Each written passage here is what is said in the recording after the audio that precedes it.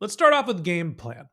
Having gone through the acquisition process, if you were coaching a CEO of a Martech media company that was looking to be acquired by a Martech company, what plays are you calling to position your team to be attractive for M&A? Boy, it's a great question. There's so many different ways to answer it. I mean, I think that I'll start with a term that I obviously knew the word affinity, but I heard it in the context of the acquisition from Nick Eubanks at SEMrush, who again was the guy who introduced us, affinity to the audience. So SEMrush sells software to marketers. Third Door Media is a media company for marketers. Alignment there, I think, at a very high level and a very specific level is probably one of the first filters, is my guess, when you go talk to somebody like, oh, it's the same audience. And it is literally like search engine land's audience is literally the SEMrush core audience. There's no air between those two things.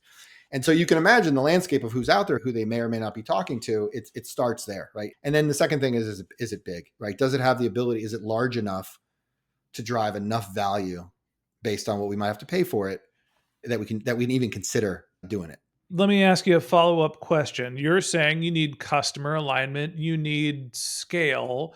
There's also the sort of depth of the relationship, Yeah, the engagement, like how good is your audience? How yeah. much does that matter, or is it really just body count that larger MarTech companies are looking at? Maybe people won't agree with me. I think body count matters to start the conversation, right? Like if you're an author and you have no followers, I don't know if you're getting the attention of a publisher in the book space, right? I think that having a good sized, and I don't know what the number is, it's X, right? If you have a good sized email list, you have a lot of traffic to the website. Again, scales depending on the audience, also how niche the audience is. I think body count counts at that first level, but I think when you start doing due diligence and you get into like, well, what are the relationships? Like our relationships with our customers, readers, attendees, all that stuff, I think ultimately matters. What's the retention rate for your enterprise customers? Like what's the revenue mix of the products? Like I think those things matter when you get into due diligence. But getting past that first conversation is a weird alchemy, right? It's a weird alchemy of the right timing, which, good luck trying to guess the timing. And body count, I think, is a good way to think about it. And just audience affinity. Like that just starts the conversation. Like Body without that, count, it's probably very hard to affinity, get in the door. body count, affinity, and then there's also the value extraction piece. How do you think about when you're going through, the acquisition conversations? It's not just about what revenue you've driven, it's Yeah. what value you can create for the acquirer. So as long as we keep this to a software company buying a media company, I can speak to it. Sure. I won't really speak to a software company buying another software company because there's a different math there, right? Yep. The math here is really interesting, right? It's okay. So there's a high affinity of the audiences, which means if we turn attention to SEMrush, some big number of our audience is going to go, oh, I want to go, I want to try that. That sounds good. And that will generate, revenue for SEMrush.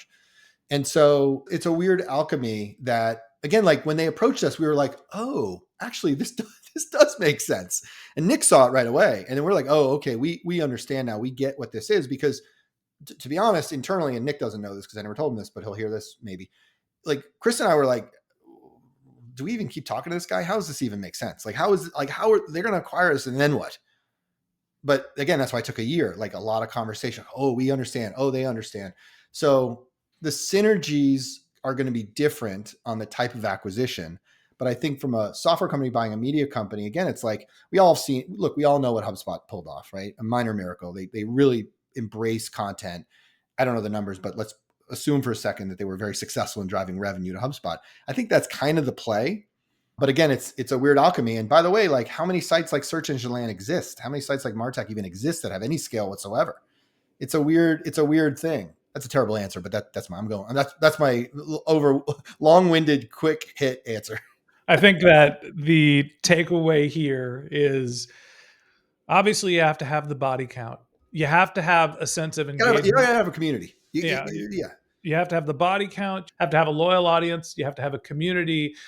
But fundamentally, what the acquirer is looking for is a way to extract value out of that audience. And you need to be able to turn the fire hose towards them and have a clear path to whatever their KPIs are.